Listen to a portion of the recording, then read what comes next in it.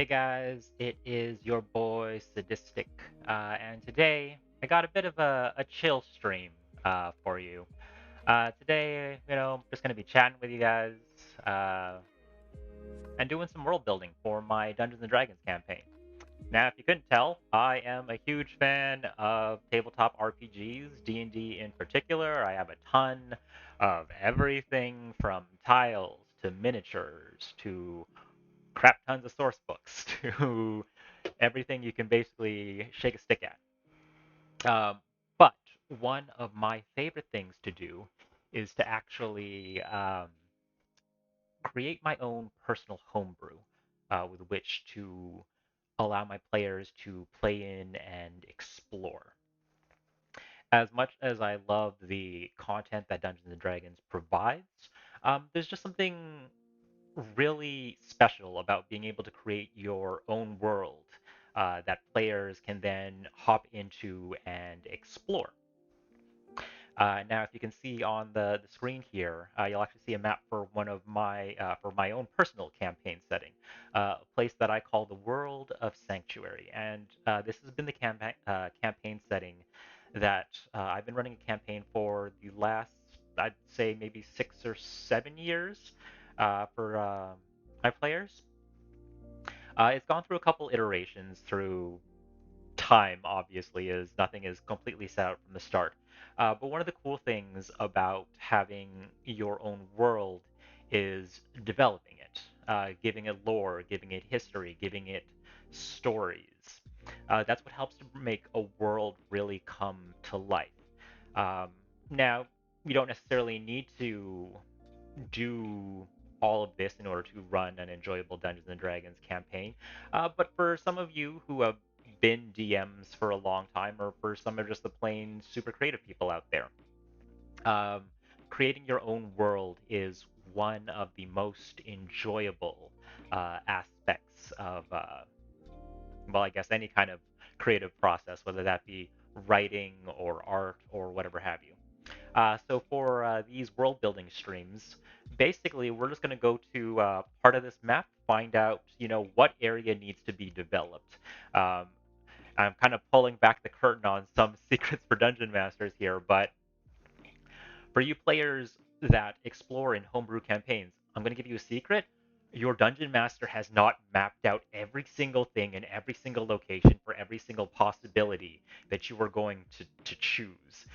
They will probably have the area that they are hoping that you will explore all kind of sorted out. But if you take a left turn and go somewhere completely different, they probably do not have everything sorted out. I mean, it's a good idea to have like rough ideas for certain areas sorted out. You don't have to do like full breakdowns for anything like that. But it never hurts to have, when you have free time to develop your world more openly, to just kind of give a sense for, well, what'll happen if your players do end up heading down to this area of the world. What will they find there? Is the world going to be like there? Is it going to be the same? Is it different? What makes that section of the world tick? And that's basically what we're going to be doing in these kinds of streams. Uh, so let's take a look at our map here. Um, Kind of give it a zoom in, make it a little easier to see what we're doing. So as you can see in my map here, I have a couple areas of this continent that have basically the larger black texted, thicker, um, thicker texted areas. So you have the Forgotten Wastes, you have Fayshire, you have Sovereign, Guybrek, the Wildlands. Now, each of these areas has their own specific kind of culture and ruling body. Now, for my players, because most of the time they are hanging out in either Fayshire or Sovereign, um, those are the two areas that I have flushed out the most with information because that's where currently 99% of the campaign is taking place. At times they've gone detoured to other areas down here in Guybrek or a little here into the wildlands, but most of their adventure has taken place here in the kingdoms of Sovereign and the Commonwealth of Fayshire. But this is a world building stream, so what are we going to do? Well, we're going to choose a section of the map that my players aren't hanging out in, and that's the area that we're going to work on because it's about world building. So that means we got to expand on stuff that doesn't exist currently. So I'm thinking maybe let's hang out here in the wildlands. So that's what we're going to hop into right now. So let me just switch over here to Open Office Writer. Okay, so we're hopping into the wildlands. So what do we have about the wildlands? Well, I have information about the wildlands that I've kind of already sorted out.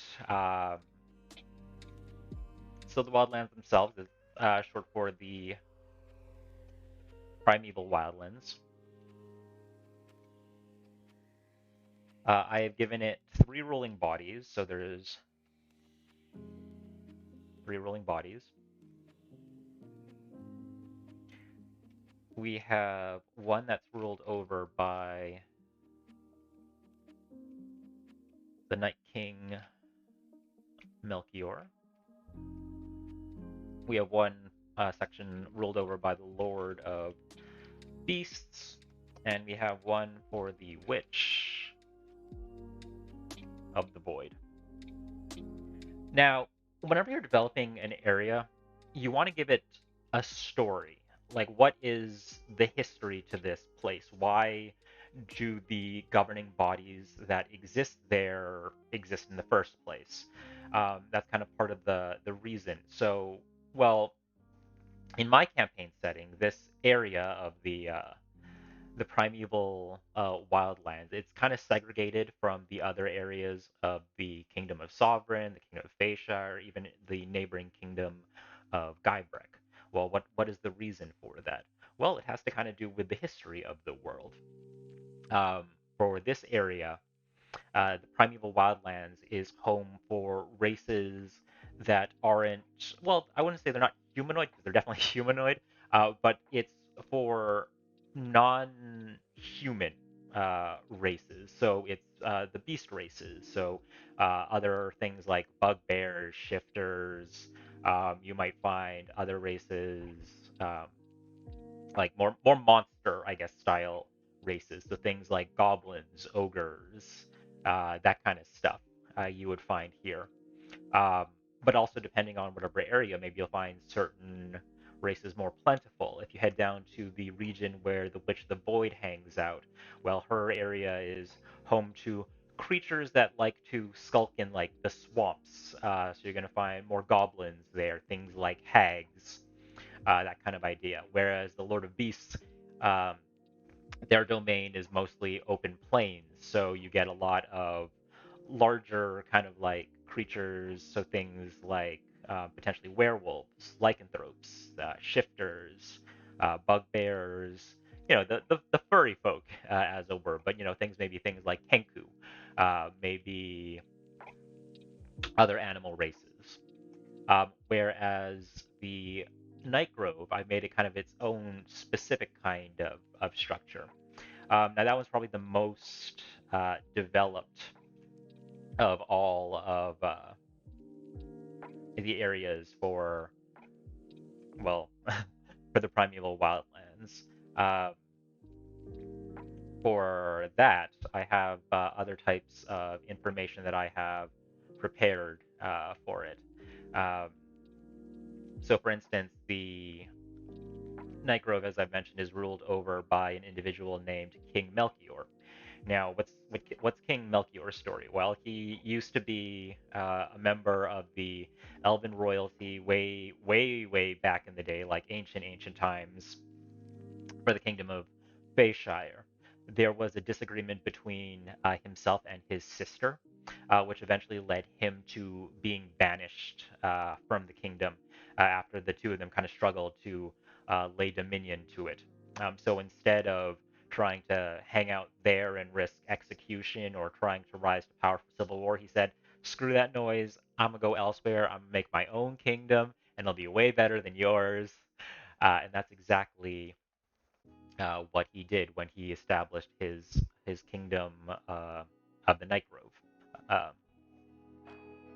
so, when you're working on world building, like I said, you want to give characters story and history, and whatever your reasoning for that story and history should generally be tied into your campaign setting, but sometimes it doesn't have to necessarily be directly tied into the campaign setting. Maybe you take inspiration from real world things or existing mythology, things like that.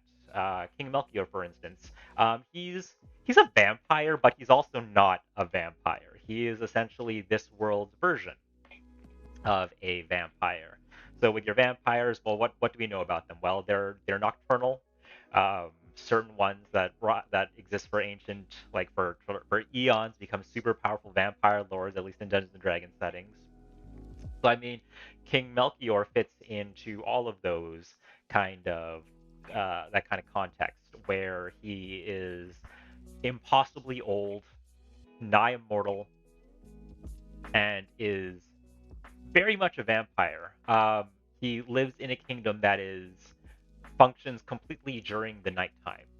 Um, so he doesn't hang out during the day. He only acts as night, much like his subjects. So when my players entered into this area, they noticed that, well, they didn't go during the day. They went during the nighttime because, well, if they're vampires, they're obviously vulnerable during the day. So how are they kept safe during the day? Well, King Melchior has a bunch of familiars that keep the ground safe during the daytime when his subjects are at their weakest. But at night, everyone wakes up, everything comes to life. So when they visit it during the nighttime, suddenly, oh, everything that looked like it was just like a dead, decaying forest suddenly comes to life. Trees start to glow. People are out and about. There is a population that is actively going about their day. But what makes it kind of like that vampire mythology? Well, King Melchior essentially drinks people's blood, but it's not really their blood. Um, Taking existing tropes and twisting them to make things fit your campaign setting is a good way to go about world building.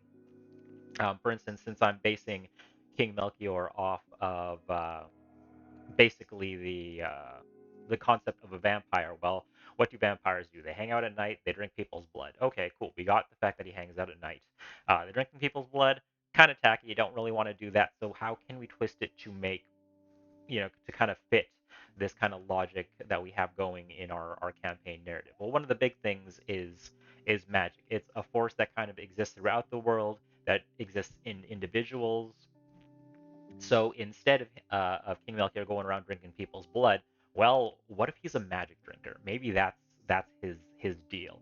So instead, when he drinks from people and instead of absorbing their blood, maybe he drains magic from them, and it's magic that sustains him so that when he turns his followers into more individuals that are like him, they follow the same source. So they, like him, also have to drink magic out of other people or other beings in order to survive. And I just thought that was a really interesting twist. And then from that, you kind of develop more ideas for how it kind of works. So like, okay, well, he drinks magic from people, but I mean, like, there's more things that I want to kind of tie into. I mean, I gave him the name, the Night King Melchior, and the name that was just literally I just pulled whatever when I was creating the name for this guy, and that's an interesting way to go. When you're developing stuff, maybe just come up with a name and then branch off of ideas that kind of fall into the concept that you would think about when you think about that name. Well, since I gave him Night King, so obviously things that are going to have to do with nocturnal aspects, things like shadow, darkness, um, that kind of concept, and just kind of expanded from there. Uh, yeah, but I've been blathering on enough about King Melchior. Why don't we try developing some of the other two individuals here? So we got two to choose from. We have the Lord of Beasts and the Witch of the Void. Now these are more so titles rather than their their names. So we can kind of take those concepts and we can elaborate further on them. So the question is, do we want to focus on the Lord of the Beasts or do we want to focus on the Witch of the Void? Don't really know who to focus on. You know what? Let's go with the Lord of the Beasts for now. Okay. So what are we going to do about the Lord of the Beasts? Well, as I mentioned, Lord of the Beasts has a section of territory that they've carved out in the primeval wildlands. Let's just pop back to the map real quick here for a second.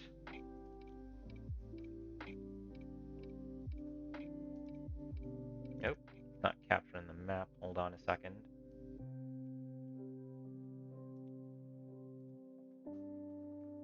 Is that not working? One second, folks. There we go. Here, let me set it so you guys can see my mouse, just that it's a little easier to see what I'm talking about.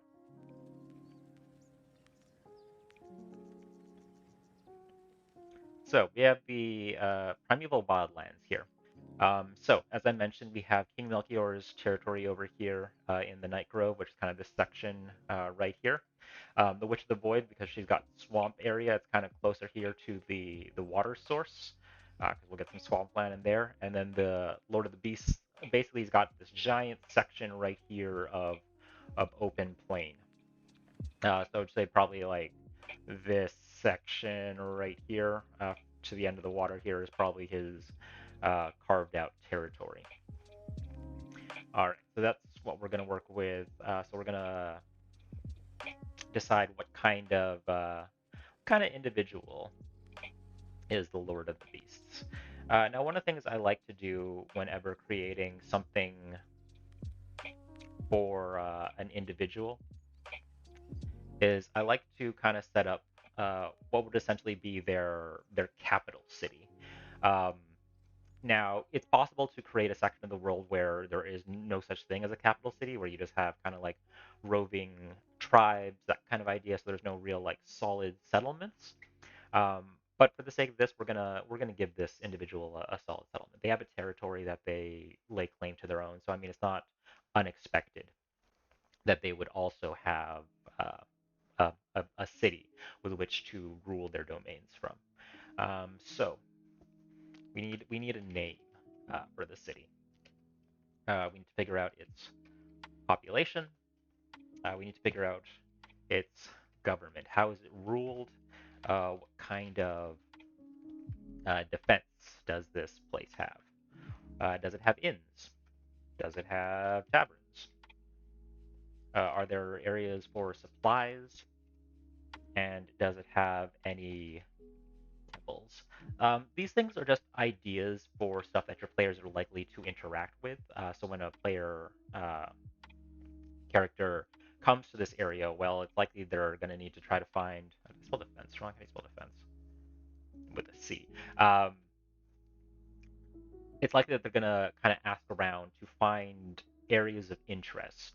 And I mean, obviously, when they come into a town, they're going to need to find a place to make their base of operations. So they're going to need an inn for sure. They're going to probably want to try to find information. So that's where you can have tavern settings that are handy for dropping out story hooks, things like that. Supplies. Where can they buy gear, magical items if you have that there, or just, weapons, armor, that kind of idea. If they worship a god of some kind, are there any temples to any of the gods that they worship located here in town? Things like that give your player character something to interact with the area that you're working on, which makes it a lot easier to basically say, oh, okay, well, they want to do this. Well, that means they're going to probably do like a roll to see what they can find out about the town. And if they find out information, that'll lead them to maybe this place or this place or this place. Now, one of the things I like to do is I like to make things thematic.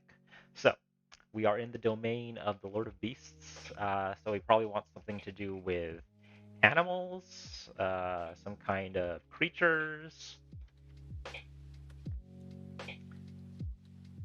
Or maybe maybe the concept of the Lord of Beasts is maybe they use a lot of farmland. Maybe that kind of idea. Um, what exactly is the logic that we're trying to get here for the Lord of Beasts? Well, we've set up the cool area of the primeval wildlands that is kind of this, I wouldn't say like less developed, but differently developed kind of territory versus the Kingdom of Fayshire and Sovereign, which are essentially the elf and human kingdoms. So they have their own rules for how they govern things. Um, So is the territory of the Lord of the Beasts decided by, is it like law of the jungle maybe instead? So it's like power determines everything. I mean, I feel like that fits with the Lord of the Beasts, so we're gonna do that. We're gonna make this kind of we're gonna take out farmland. No, there's no time for farmland. Maybe there'll be farmland in this area, but that's not the whole idea for how this whole area functions. So we're focusing on the law of the jungle. So strength determines everything, which likely means that our Lord of the Beasts is going to be our strongest individual in the entirety of their domain. Because if they're not the strongest, well, someone's going to challenge them. Someone's gonna take over. So we have a concept for the Lord of the Beasts. They are the strongest individual in their domain, which is kind of governed by the law of the jungle. So strength determines everything. Um, we've stated that it's going to have more of the animal kind of folk. So animal races will be located here. So maybe like, cat people, dog people, wolf people, whatever animal people you want to have, that's what's going to be located in here. I already foresee players waiting to run into cat girls when they're coming out here. Joke's on them because they'll just be cats. Uh, yeah. But let's work some of this out. So Lord of the Beast, what's the strongest? Man, I'm having trouble coming up with a good name.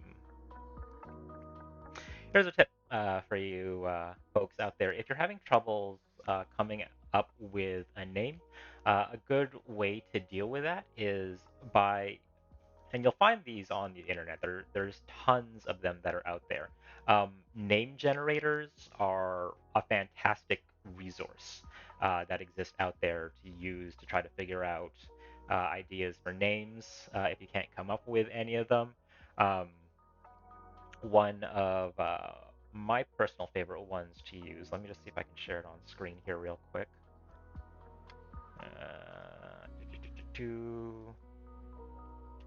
Come on, Streamlabs. Help me out here. Apparently it doesn't want to come up on stream here. Uh,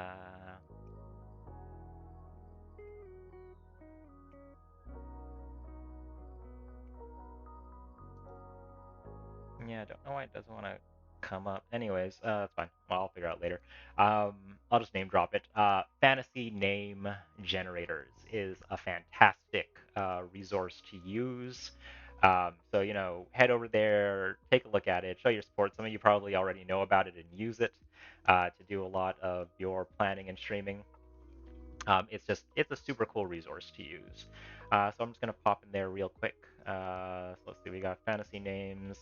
Um, what kind of animal is our Lord of Beasts? I mean, I feel like we could be really, really simple about this and just go straight up, lion, make them a lion person. Um, kind of evokes the concept of King of the Jungle kind of idea.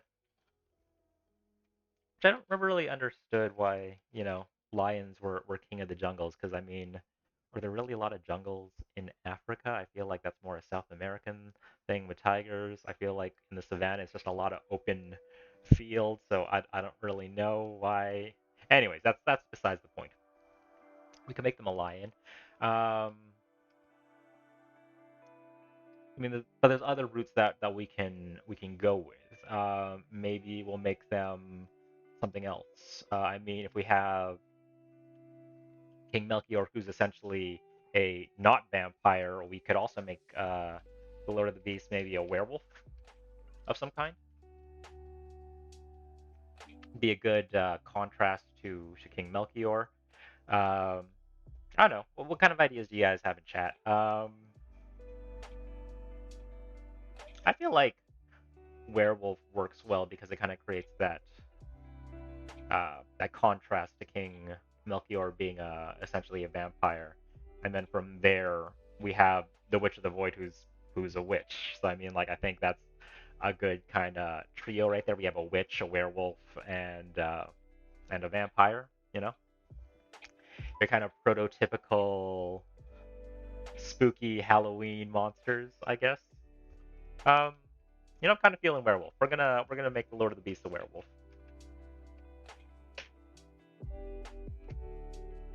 All right. Okay. So gonna make them a werewolf. So we need to give a name to this werewolf.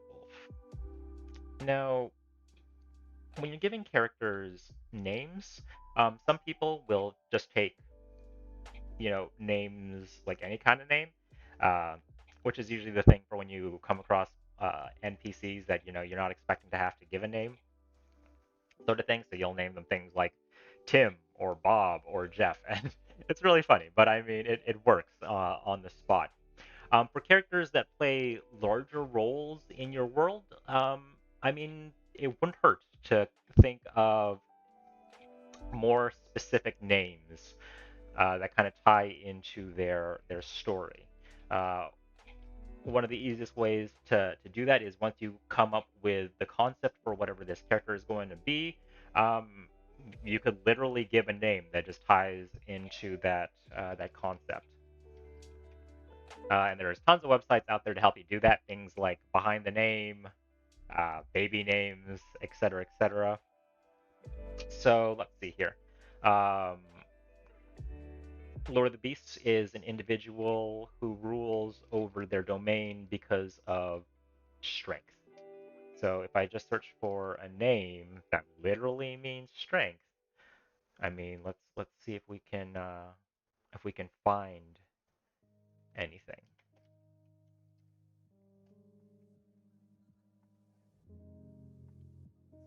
Let's see if I can get this. Capture my. Nope, not working. But hold on one second. I want you guys to be able to see this because it's a good part of the process to kind of figure out. So I'll be right back whilst I figure this out.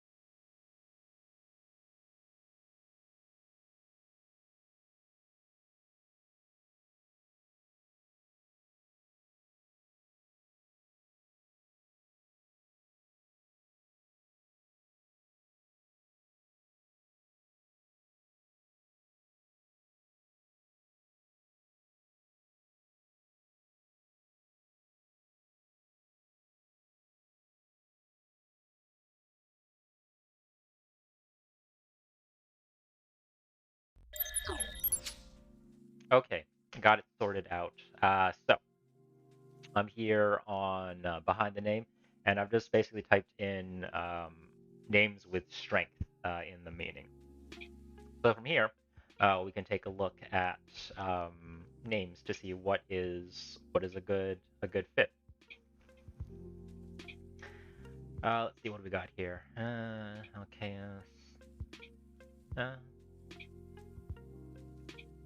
the BAD, LCD.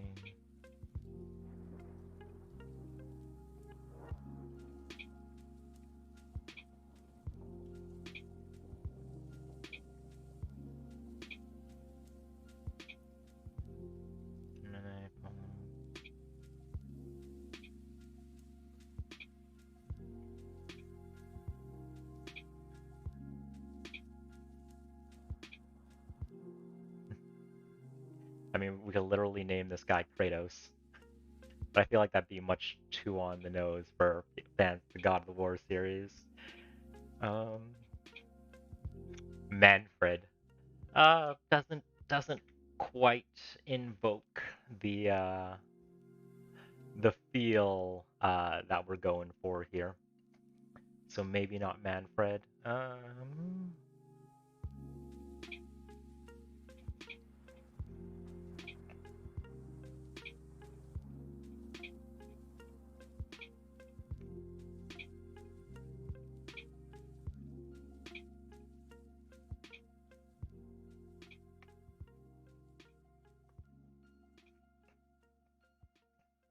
Ooh, Othniel. That's not bad. Kind of like that. Possibly Lion of God or Strength of God. I mean, that's cool. I dig that. We'll uh we'll put that in the maybe category here. So let's just toss Othniel on the list.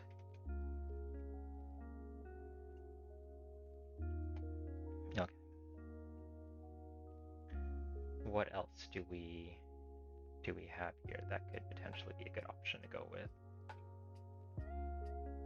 Da da da da da da da da.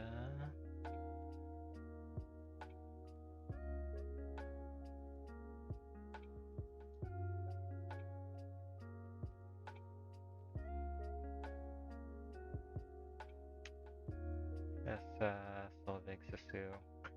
Simba.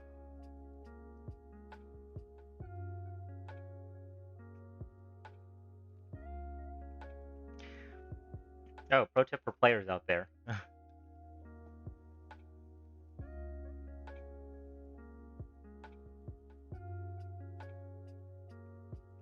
having a creative, but we first need to get in the right stream category. What is my stream category set as? I mean, chat, world building. I feel like that fits.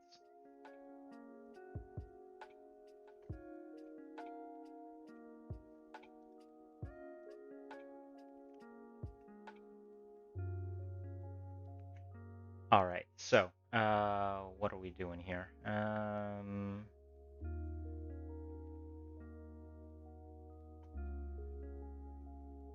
Uziel, Chiasa, Susu.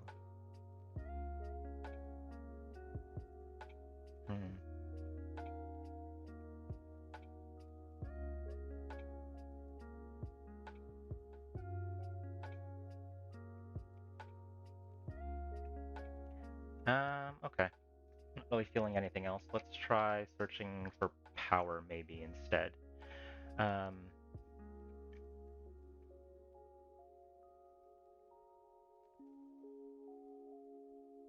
Abdul and Solo. Z's.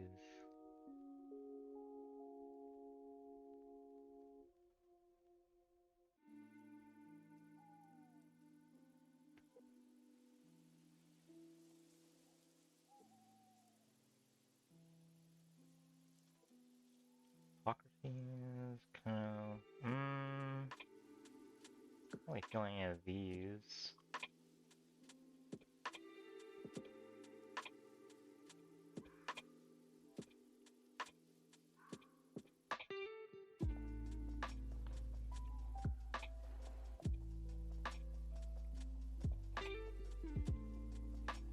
Yeah, not really feeling any of these names that I'm seeing.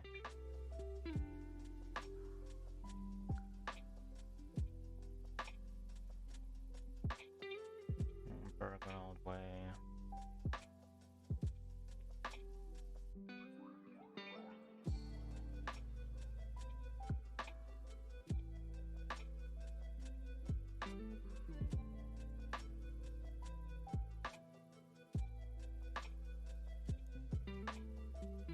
Yeah, not really feeling any of these names. We might just stick to the one that we had here. Let's just switch back to, there we go. So, Othniel. I like it. Go with that name. That works. Okay, so we have the Lord of Beasts. Othniel. Do they need a last name? No, not really. They can just be like Cher.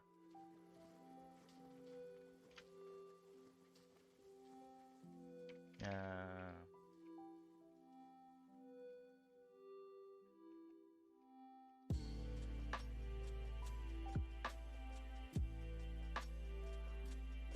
okay, so we have Othniel, the Lord of Beasts. What are we doing with this? So we have the name of this guy. We have the way that everything determines in the realm. It's gonna be full of animal people. Okay, let's work on a capital city. So what is the name of this individual's capital city? Well, I mean, it's kind of animalistic, something to do with some kind of. Oh, you know what? Let's name it. Let's go for the lower hanging fruit. Let's name it Menagerie. Pretty sure I'm thinking of the right word. Menagerie. Um, Population. Literally, you can give your population whatever. I don't know. Let's,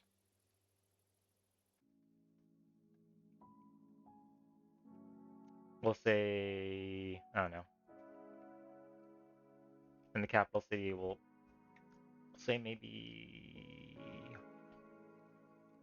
8,000. 8,000 beast folk.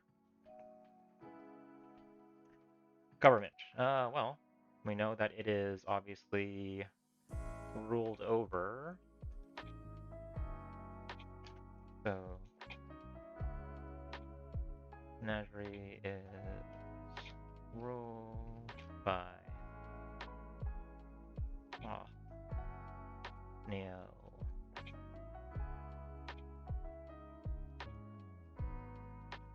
The Lord of Beasts.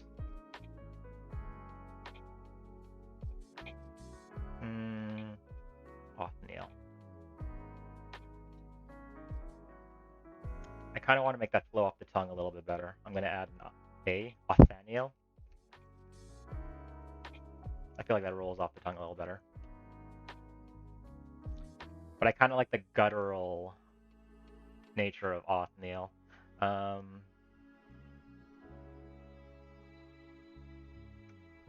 Atheniel? Athaniel. I will go with Athaniel for now. How is this town protected? What means of defenses? So, I mean, most means of defenses, solid structures, walls, that kind of idea.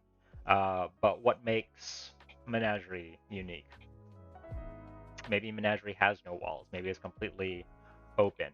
And maybe the thing that keeps it safe is a specific type of guard.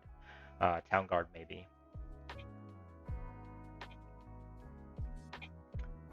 Maybe some kind of fighting force. Maybe we'll say defended by. Ugh, I don't know. It's always tricky coming up with ideas for defenses.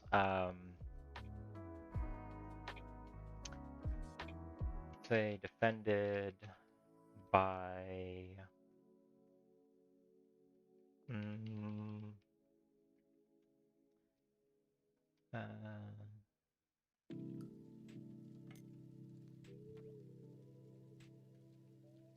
standing force of, we'll say, 1,000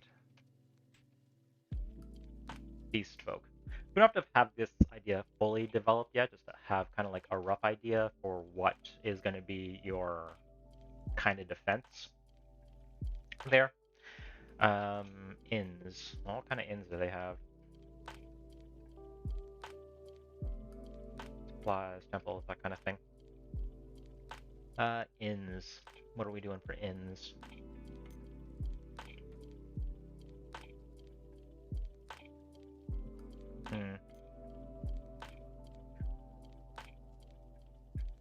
Hold on 1 second here, guys.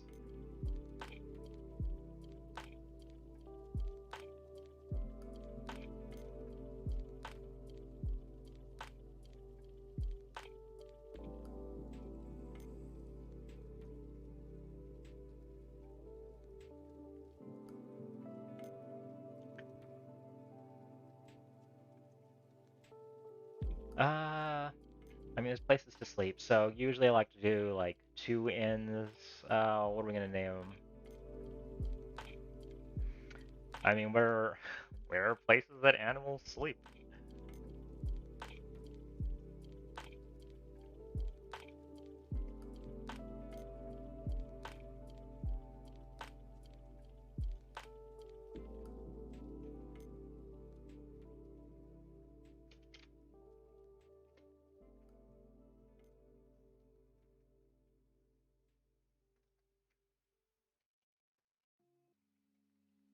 Let's see here. What does Google got for me? Name of animal.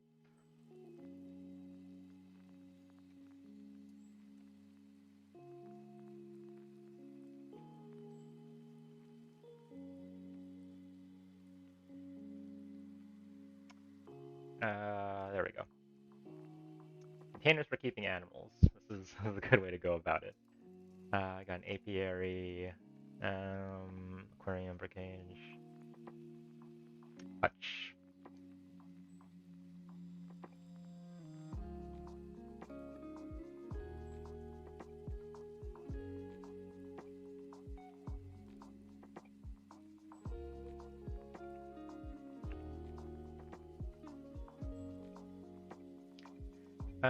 Not specifically directed to this, but you know what? I really want to have a tavern just called The Cage, just just for the giggles, because I think that would be hilarious to have a bar in a kingdom of animals called The Cage, just straight up. They could have like, I don't know, like a secret fight club in the basement. I know people would be super into that. At least some of my players would be. Yeah, I think that'd be a cool way to go about it. Just make it a straight up uh, like tavern brawl place called The Cage. Okay, supplies. Right. No, back to inns first of all. I need a name for an inn.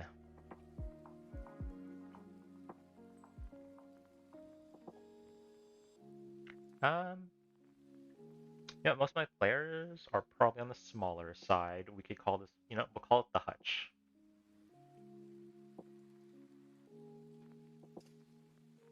Bloody Fist Inn.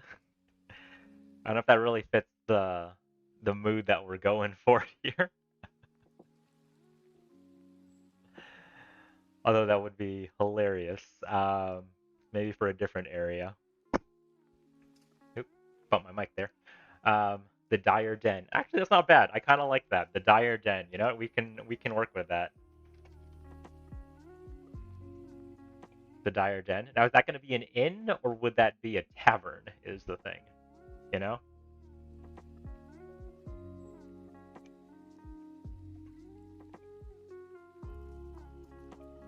Both. I mean, fair, fair. Okay. I mean, that's good to work with. Supplies, supplies. What are we doing? Where are people buying their stuff from? I mean, You could just, it's really easy. You can just have a place called the General Store. I know it's not very creative, but it's an easy way to go about it just because a lot of places just have a general store.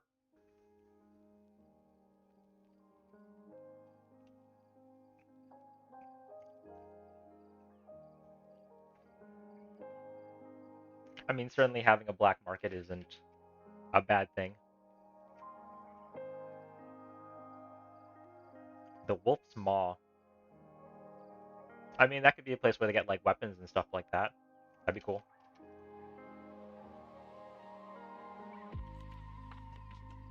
Wolf's Maw.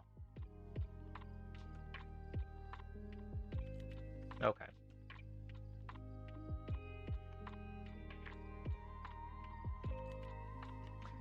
All right. Are there any temples? Do any of these people worship any of the gods that exist within this world? None. Iron Fang shields? I mean, I could have the Iron Fang be a thing.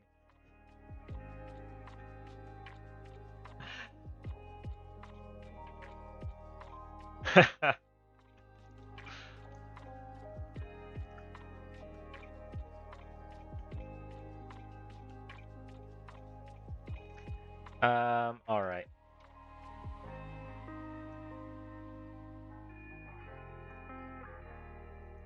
I think that is a good starting point for this.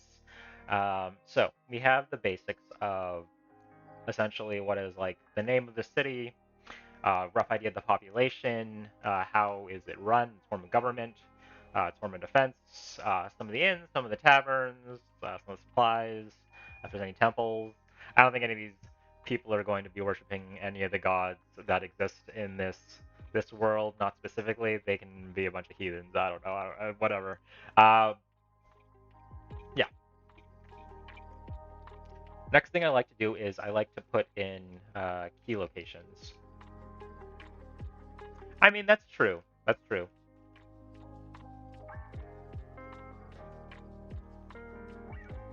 We'll call it the Temple of the Primal Lords because of other reasons of the world that I won't get into in this because it's going to be a long story. Yeah. So we'll call it the Temple of the Primal Lords.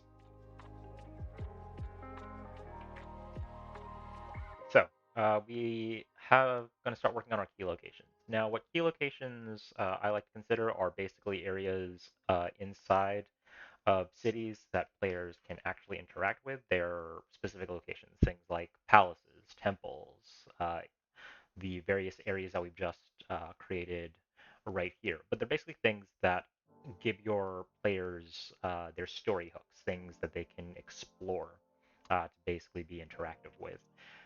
So,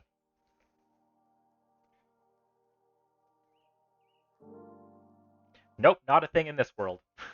If you have any D&D knowledge, throw it out the window because it does not exist in this world. Um, yeah. So, key locations. Well, there will probably be some kind of palace. Oh, just get off the underlining there. Oh, never played WoW, so um, palace, palace. So it'll be a palace of some kind from which Nathaniel rules from. What will we call this palace?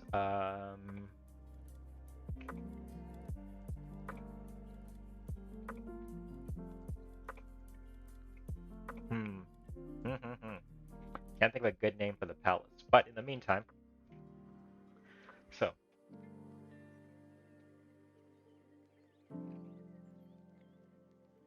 I mean, not really a snake. He's a werewolf, so something having to do with that would probably suit it better.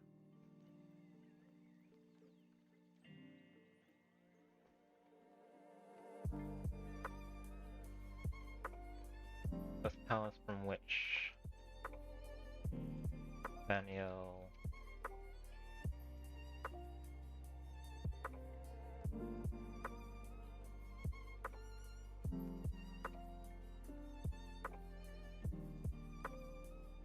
Yeah, doesn't really fit with the setting to make it a Chinese dragon.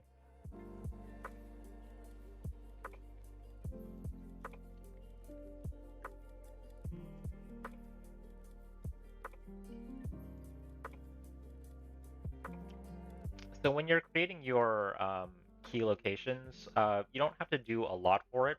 Basically, just what is the concept for it? So why do people know about it, and what does it look like? The Palace Marshal Honey oversees their domain. I think it'd be interesting if we made this maybe because a lot of uh, the Lord of Beasts domain is kind of like open fields. Maybe make the palace kind of like an open kind of concept. Maybe borrowing kind of like Roman or Greek in design, kind of like almost like the amphitheaters or anything like just basically like there's walls, but then the inside is just wide open. Things like the Parthenon, that kind of idea.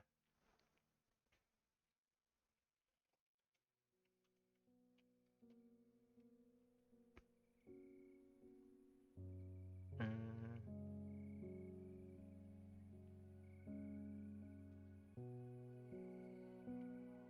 um, Here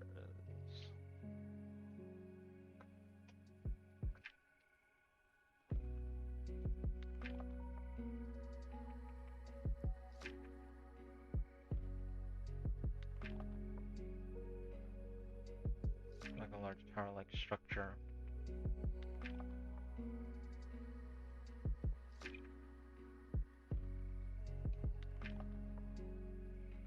Entering one will find a large open space.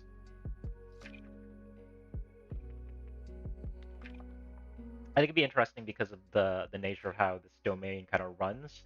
If we made it not too dissimilar to the concept of a coliseum, I think that would be a very interesting concept to go with.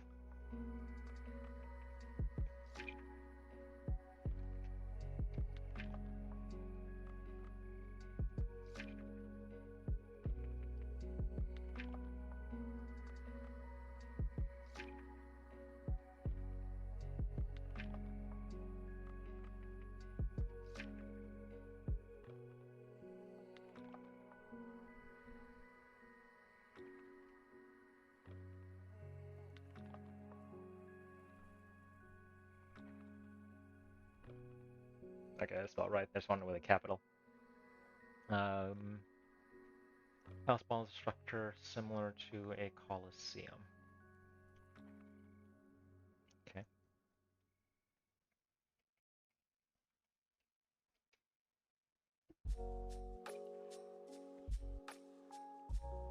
Don't need to do a ton of stuff as long as you kind of get a rough idea for how the breakdown of the structure is. I'm not really worried about making story hooks today. I'm more just kind of developing an area. So that is a good amount of information for the purposes of that palace.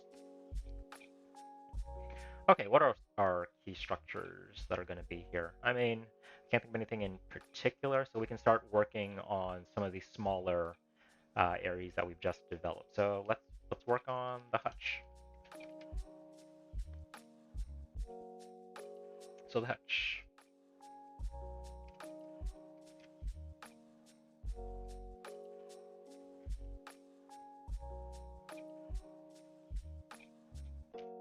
One of the inns in town.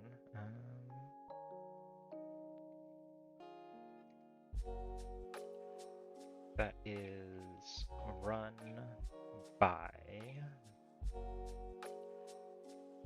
Okay. Who's going to be running this inn?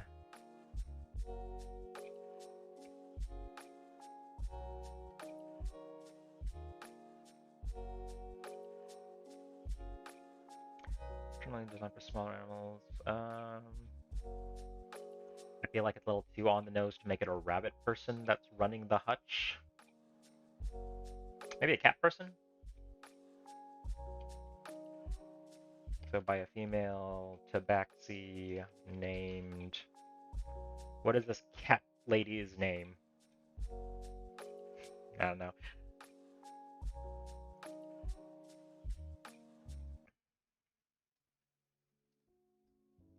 What are we gonna name this cat lady?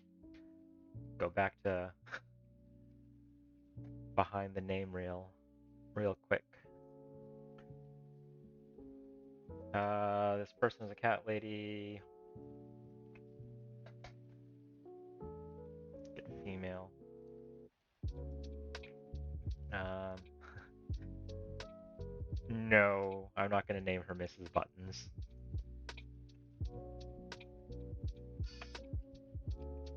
Kind of coy name.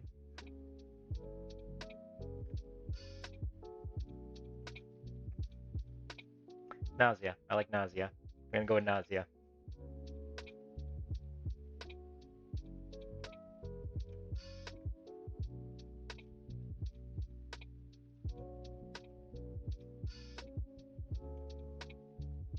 Okay, so we have the owner of the inn, the name. Gotta figure out a cost for staying here. Now the question is, do we want to make it a gold cost because that's just the source of money that exists in the world, or do we make it something else? Maybe the people that are in the Beast Lord's domain value something else instead of gold. Maybe they work on a barter system.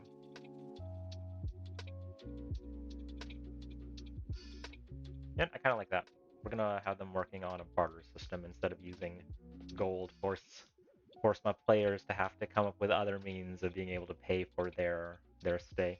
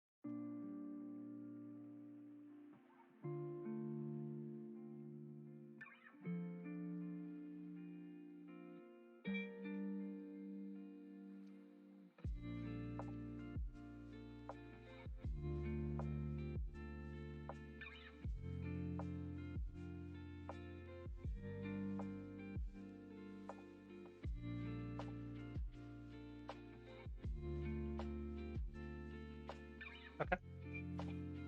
So we've just created the hutch. What are we gonna make next?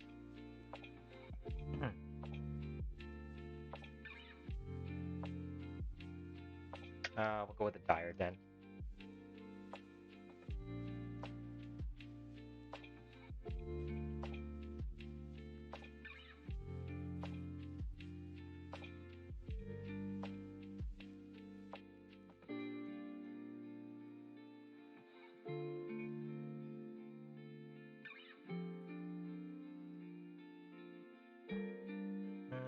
We'll make this one a male race, so it's a beast race. Um,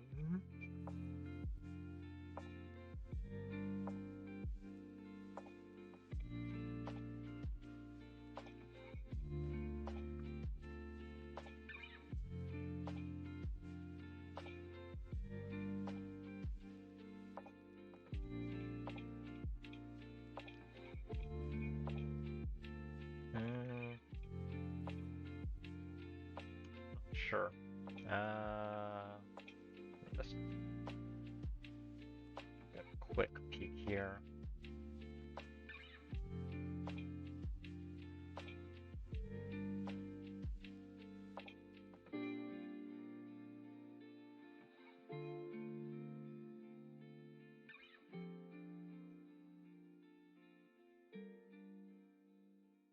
Mm,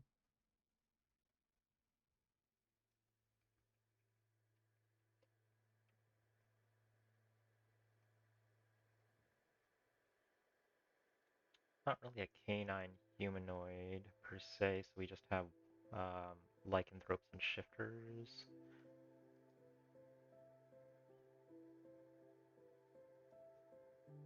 Okay, we'll go with the shifter. Hopefully we're gonna get to a dog. We're in a town that is run by a male shifter named. Oh man, what is this? What is this guy gonna be named? Names are hard, guys. Names are hard. Um,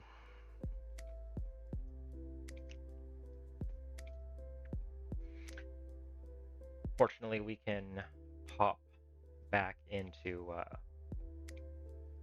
behind the name to get ideas. So we want a male name this time. And what is this guy's demeanor gonna be? I mean, let's just type tough. See what we get. Nothing. Rough.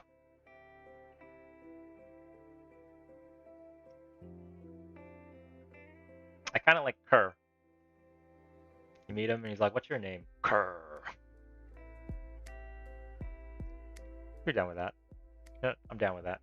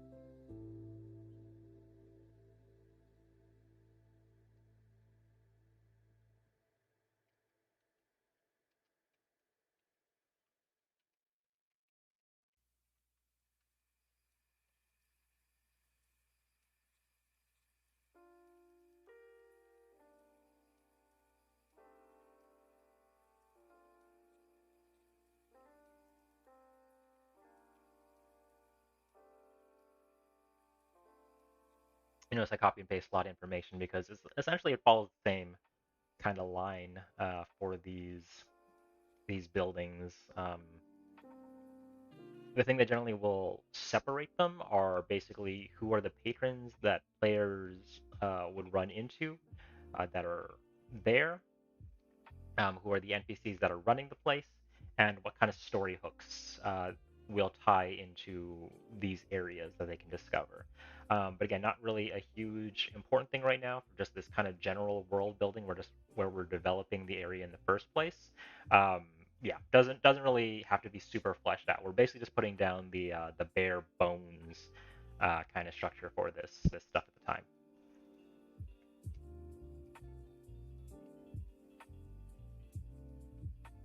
Okay, go into the cage.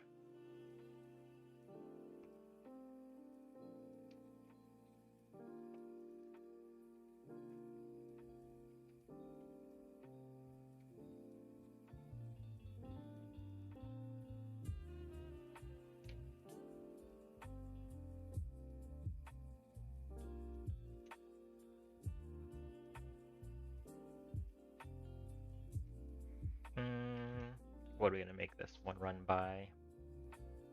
Um, you know what? We'll make it a Kenku because I think a Kenku owner would be hilarious. But we'll make them. We're gonna make them non-binary. It's a little hard to tell what the. Yeah, yeah. I can't quite tell what the characteristics of this Kenku are because they're a bird.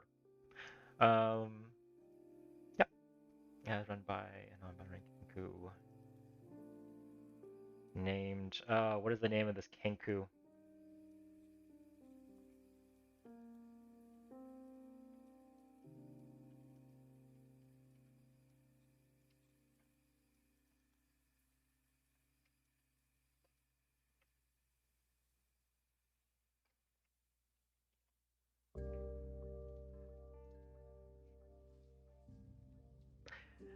Oh, you know what?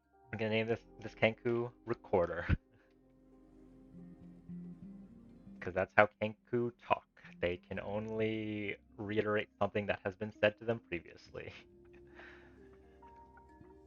I think this would be a fun NPC to use. Just constantly changing accents because the only means of speech that they have are what they've learned from copying other people. So it's just different different accents all the time. So maybe one of them is like they have like a Tabaxi's accent, another one they switch to like a shifter and just that kind of stuff. I think that would be a very interesting NPC.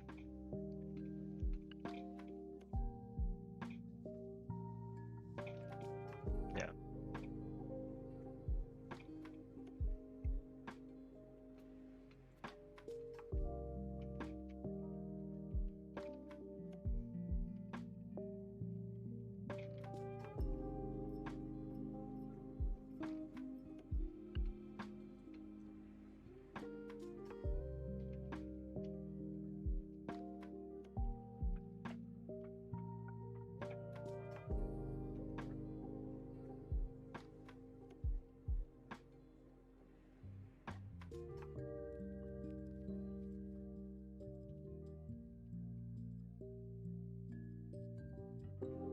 Yeah, I've got the turn taking it back when I con her first too.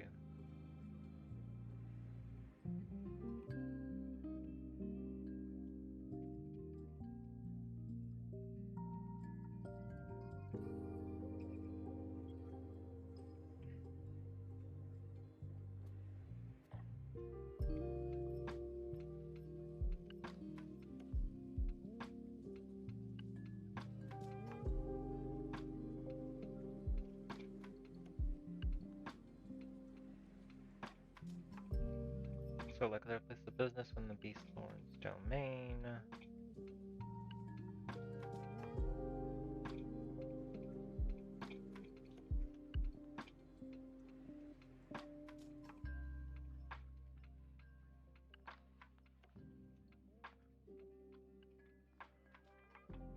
On the bartering system.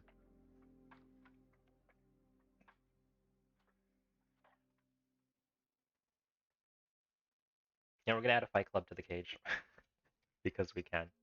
I know we're just doing the bare bones stuff, but I really want to keep that as a thing that I don't forget about.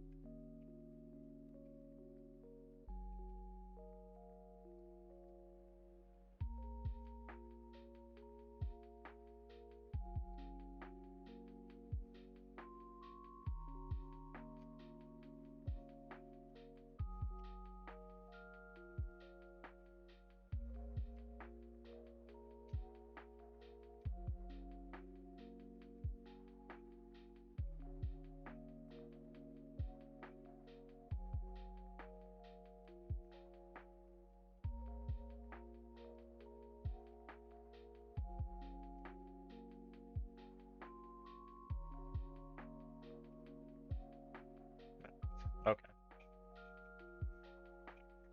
Just gonna put in there so we don't forget about it.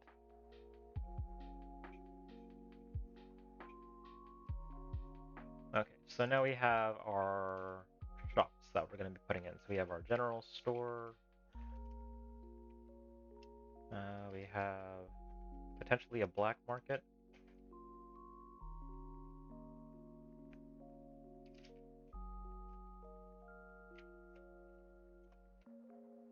and the Wolf Small.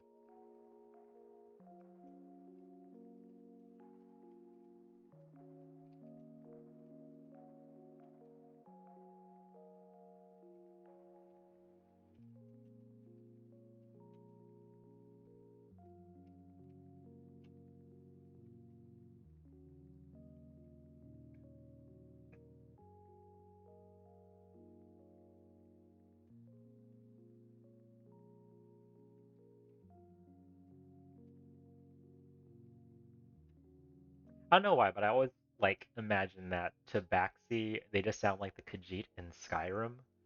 I mean, I'm probably just gonna make that canon in my world if that's just how they talk. They just talk like the Khajiit in Skyrim. Ah, yes. This one has trade if you have coin. Except they won't be saying for coin because in here it would be all bartering.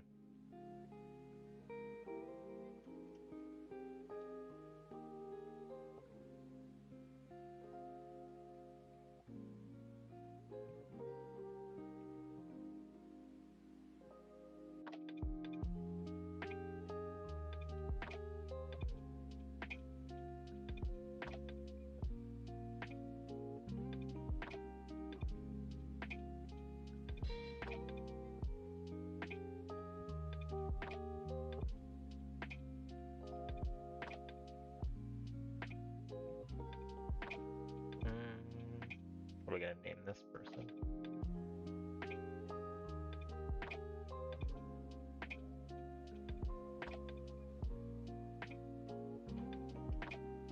Male tabaxi.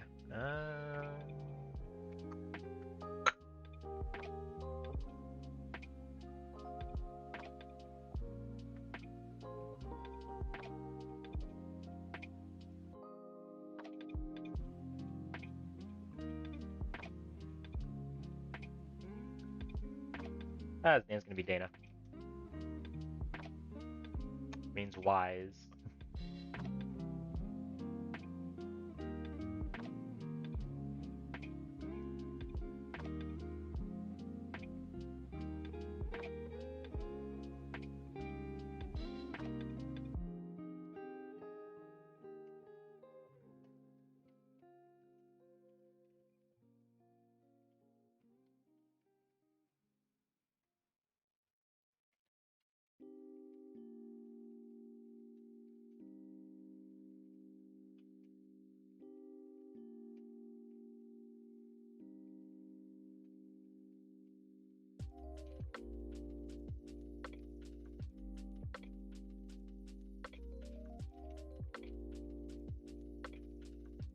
So we're gonna make it interesting. We're gonna make this place be one of the few places that actually accepts coin.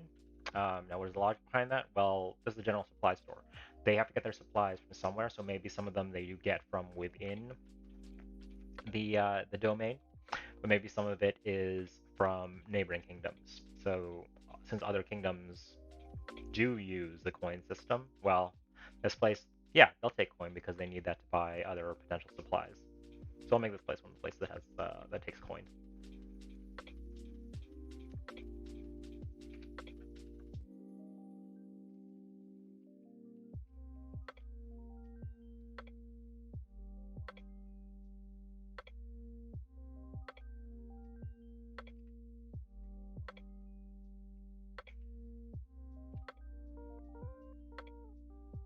Yes, the black market.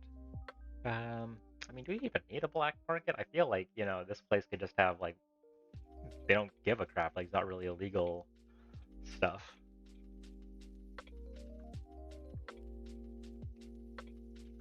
We could just make a general marketplace.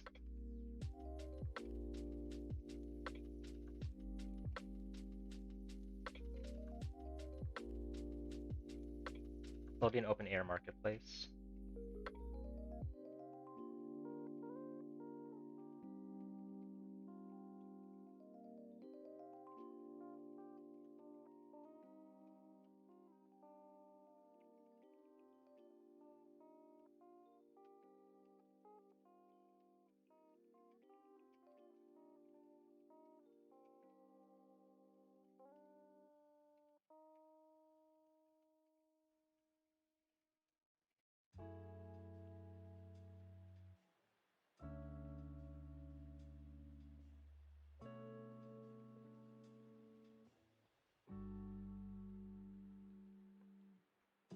Open air marketplace where various carts and stands fill the area. All manner of goods can be found here, ranging from food to jewelry, things like that. Uh, yeah, I think that works.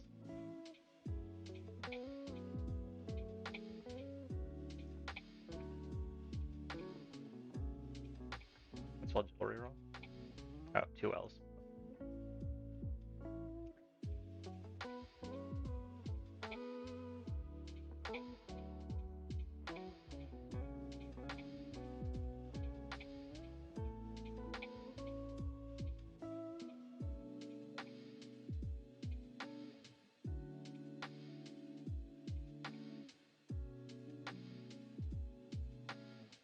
What else are we gonna have being peddled around here?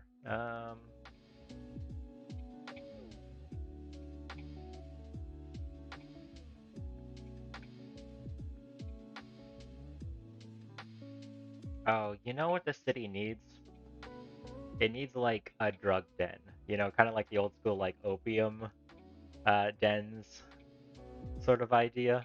I think that would be an interesting thing to add to this kind of to the city where everything is kind of open and no one really gives a shit about stuff. Yeah. What would we call it though?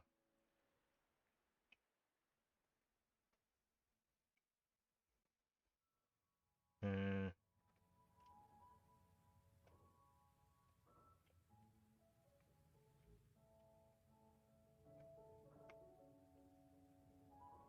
I don't know what would be a good name for this.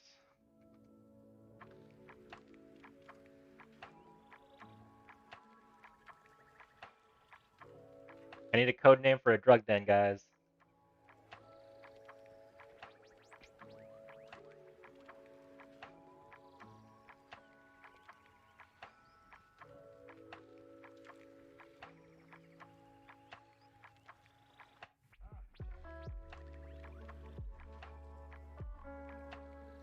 I mean, I guess I could just check the internet.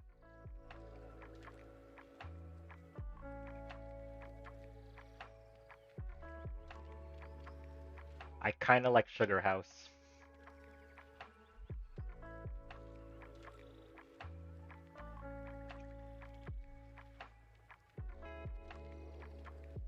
So the Sugar House. That'll be an area that can be explored. Ugh, fix my posture. Okay. That'll be we'll get to that in a second. Yeah.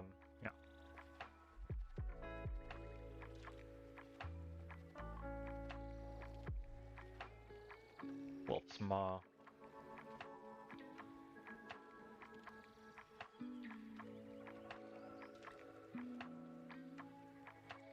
This one, I think we said we're gonna make it a forge.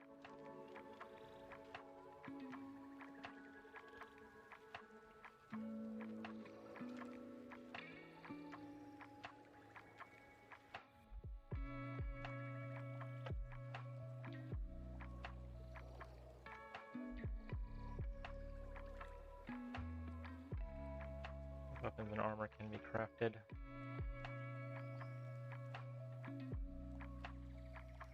Hmm. We're gonna make running this. Hmm.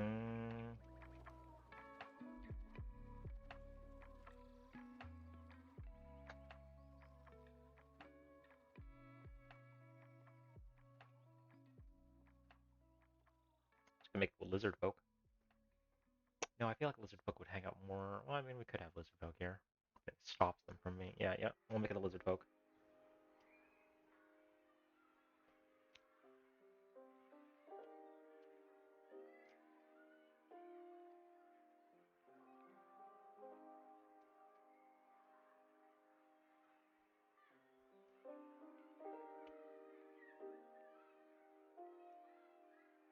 What are we naming this person?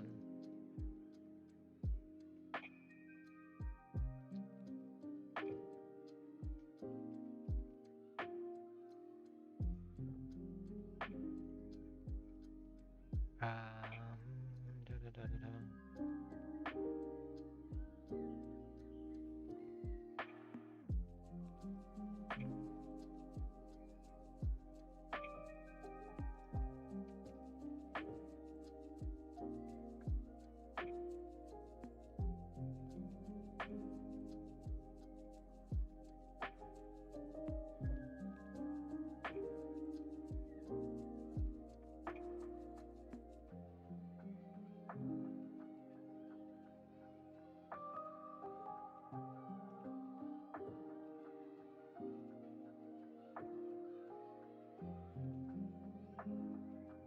Sure. We'll name them Sashilla.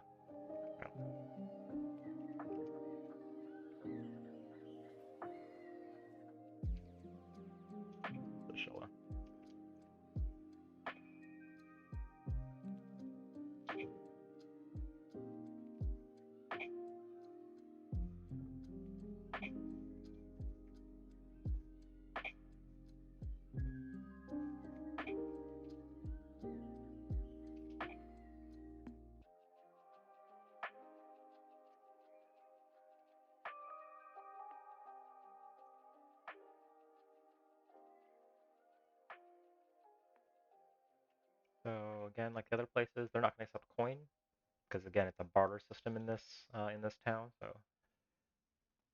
coin. Say, but if you are able to supply the raw materials, they will perform the work for a meal. Spirit trade, you know, you give them all this stuff, and as long as you feed them, they'll make the stuff for you. Yeah, that works.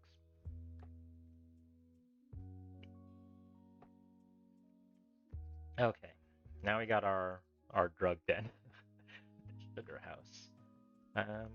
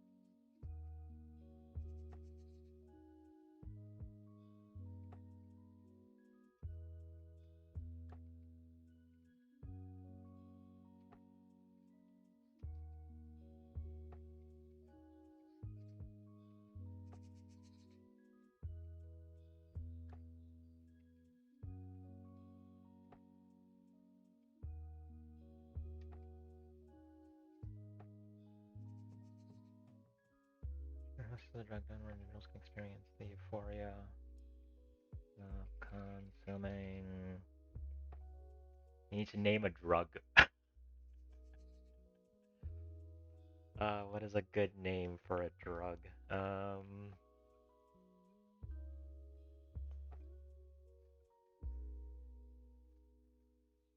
Yeah,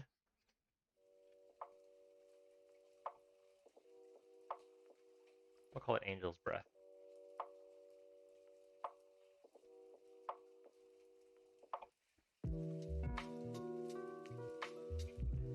Remember, kids, don't go doing drugs in real life. In a fantasy game, it doesn't actually hurt anybody, but don't go doing them in real life. They'll mess you up. Um, yeah.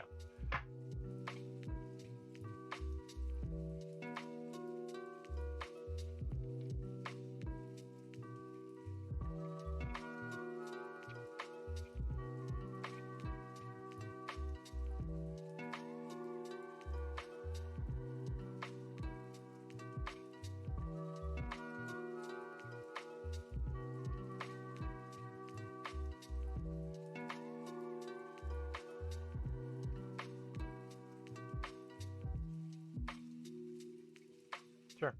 Owned by Tabaxi, a group of them, called the Nine Lives Society. Why not? Sometimes the most interesting ideas come up from just writing stuff down and seeing what happens.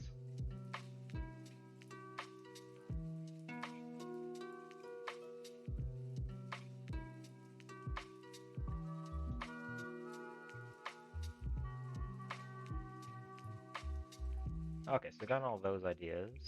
We still need to do a temple.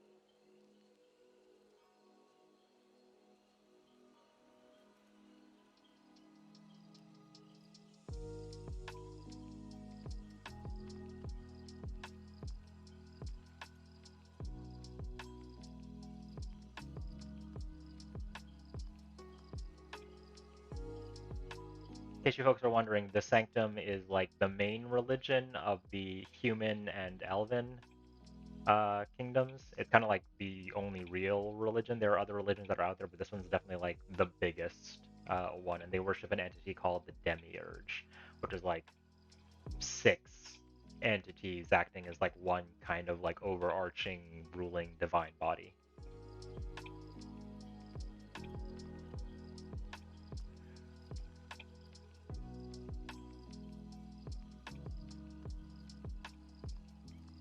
No, it's because yeah, that's not fine. I'm thinking of the Demiurge.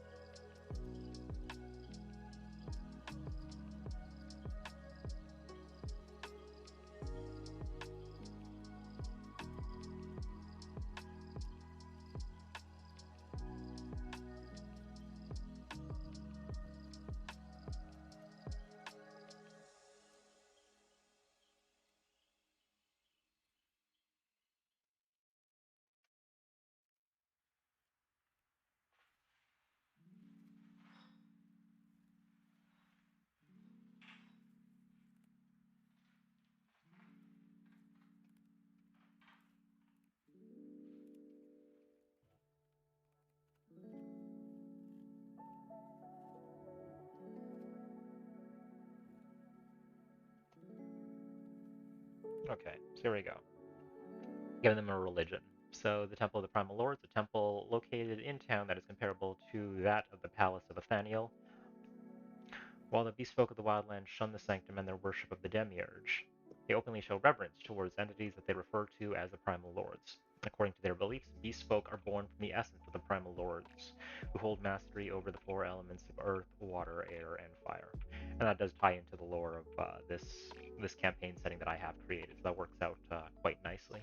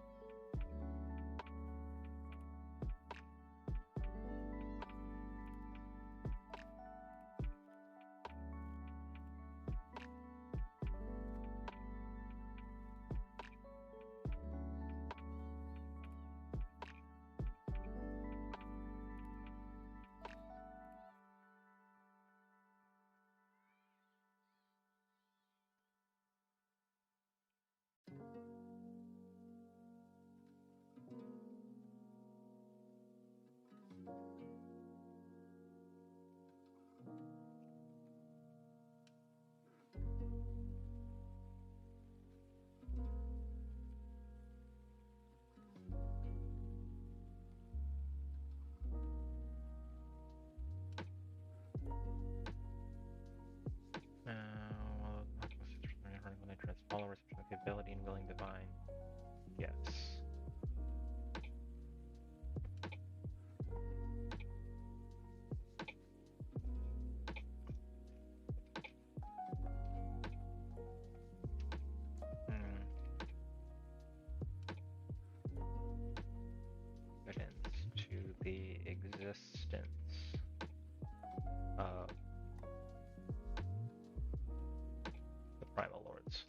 Okay, that works out. Yeah, I think that works out well.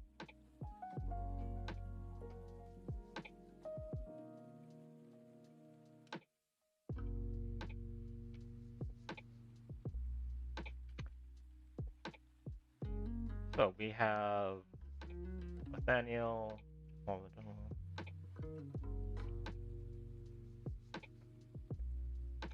What else are we going to build off from here?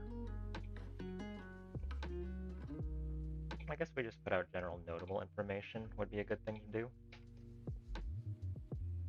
Yep.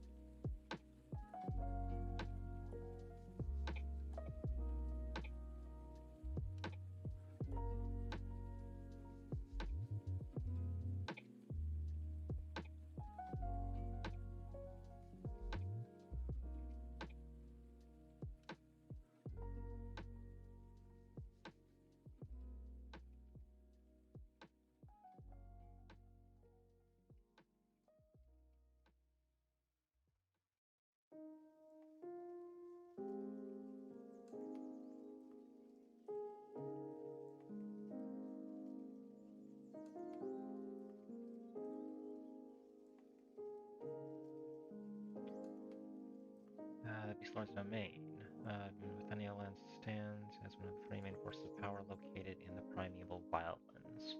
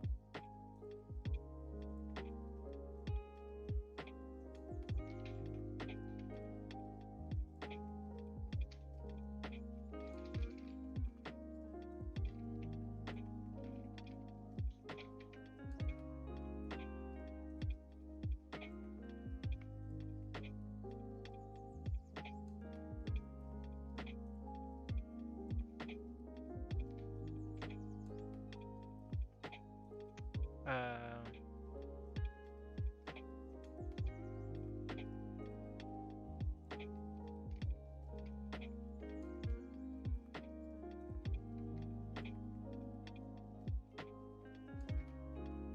sure, something like that.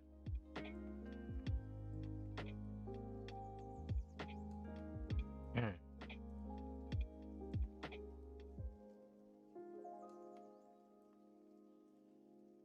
Either. Okay. So we have that.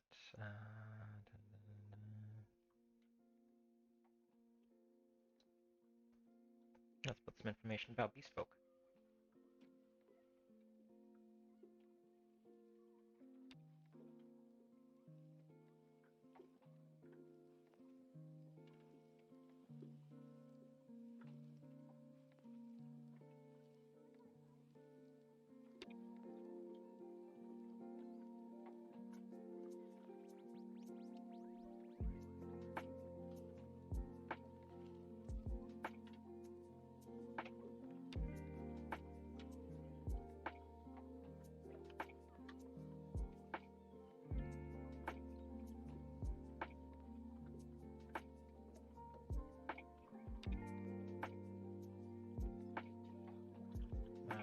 sharing characteristics with animals.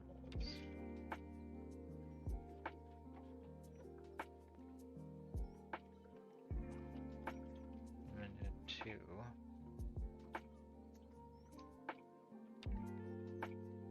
felines. Chimpanzee.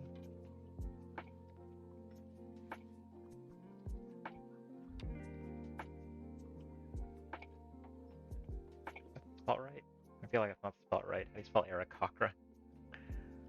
Aarakocra.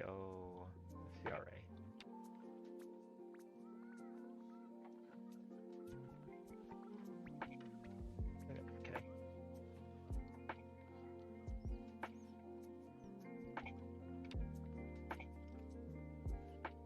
Also can't go in there.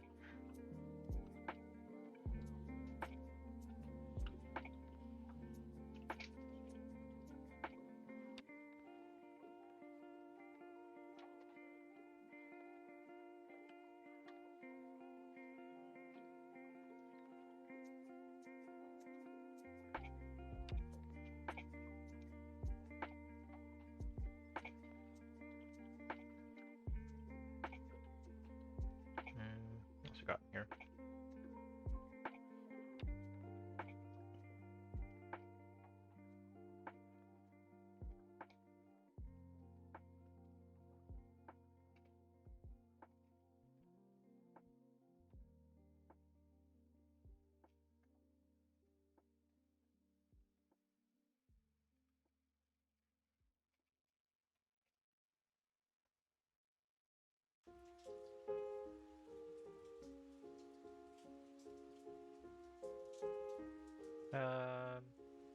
Yeah, I guess we also find bugbears here, as I mentioned.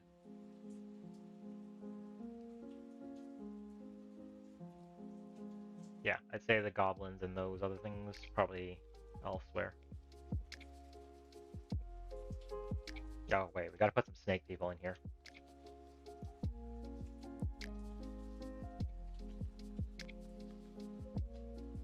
Wanty. I think that's how you spell Wanty. Or the other way around.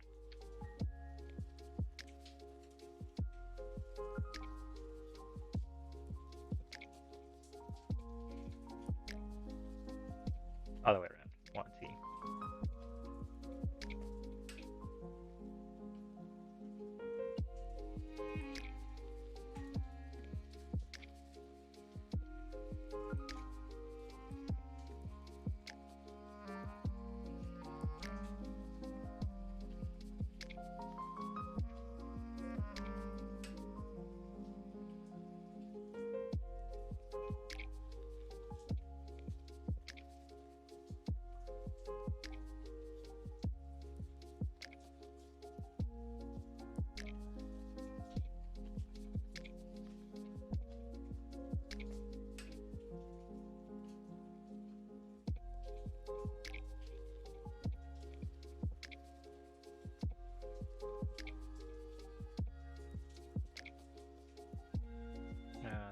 I'm surprised among the species that are capable of communicating well amongst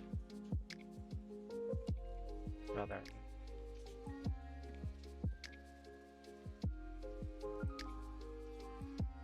But when dealing with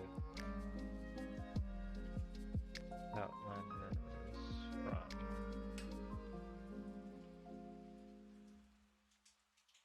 neighboring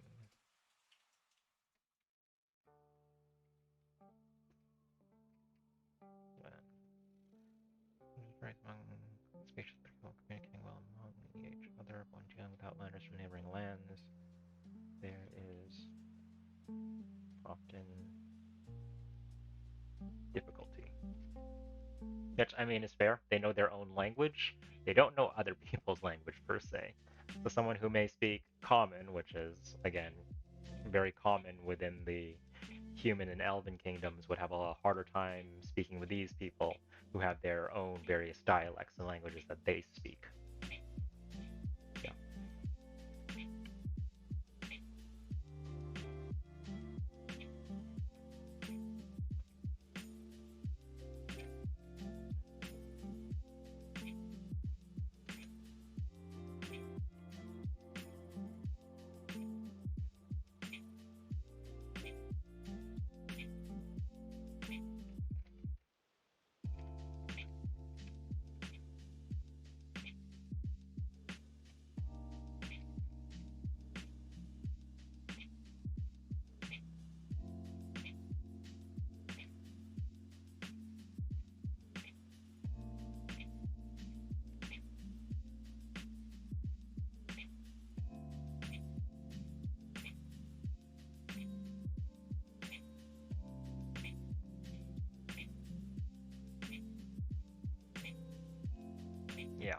Okay.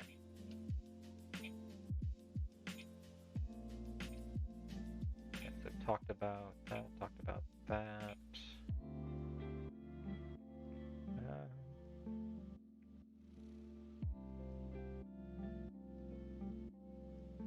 I mean, let's talk about Nathaniel now.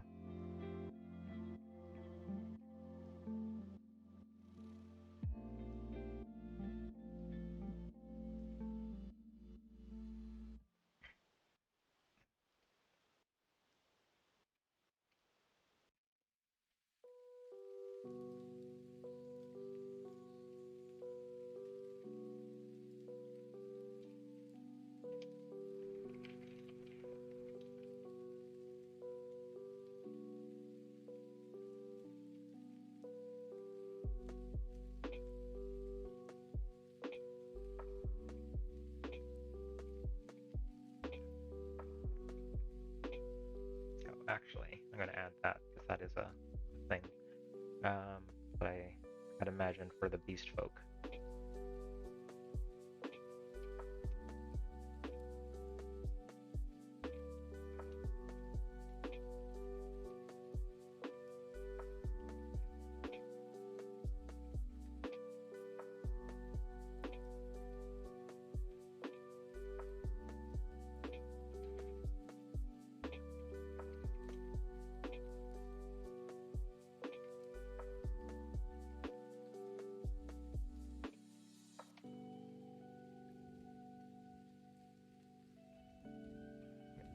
Pieces there.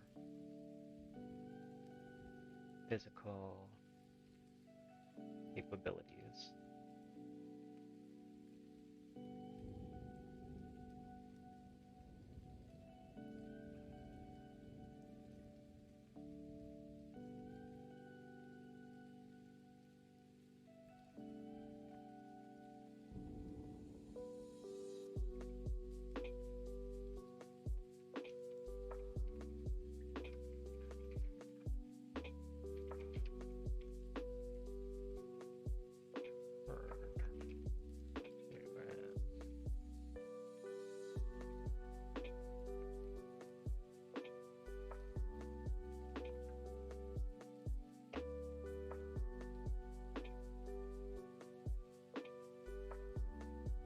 As the frenzy.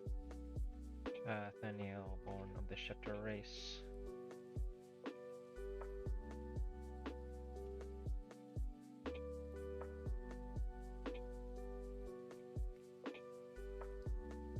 God, always once. What?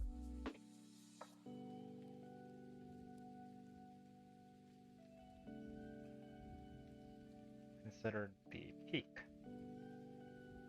specimen.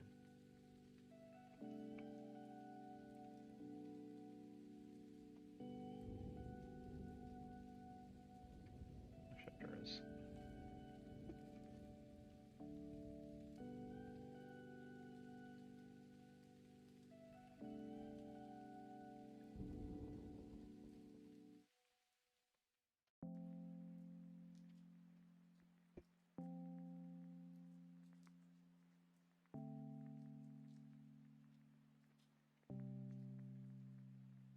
Ability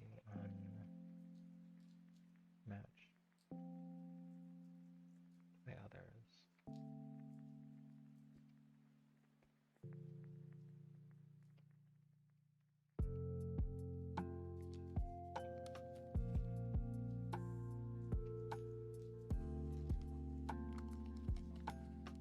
Even defeated in single combat.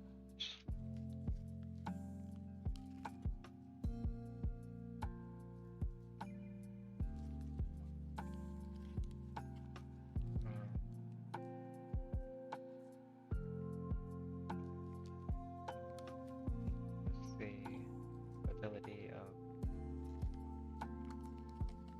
channeling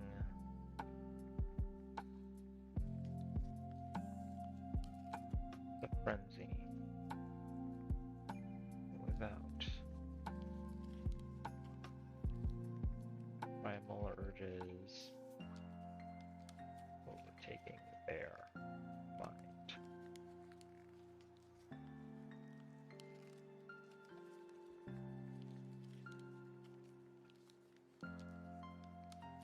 this ascended form.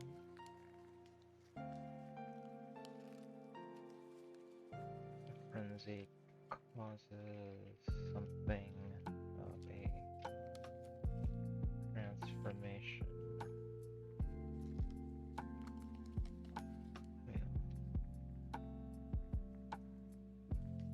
Here.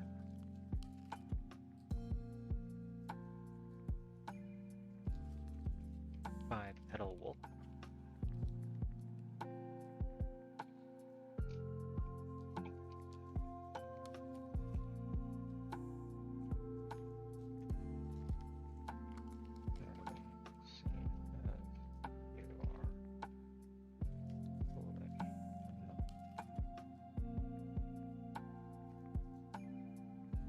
Challenge Lord of Beasts. Call that. Okay. And you know what? I think that is a good stopping point for now. So again, thank you everybody for coming to just hang out, chat with me in this chill stream while I did some world building for my D&D setting. Again, if you like my content, please uh, follow me here on Twitch.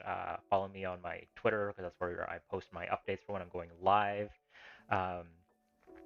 Otherwise, yeah, no, this has been fun, and I guess we'll see you in the next one.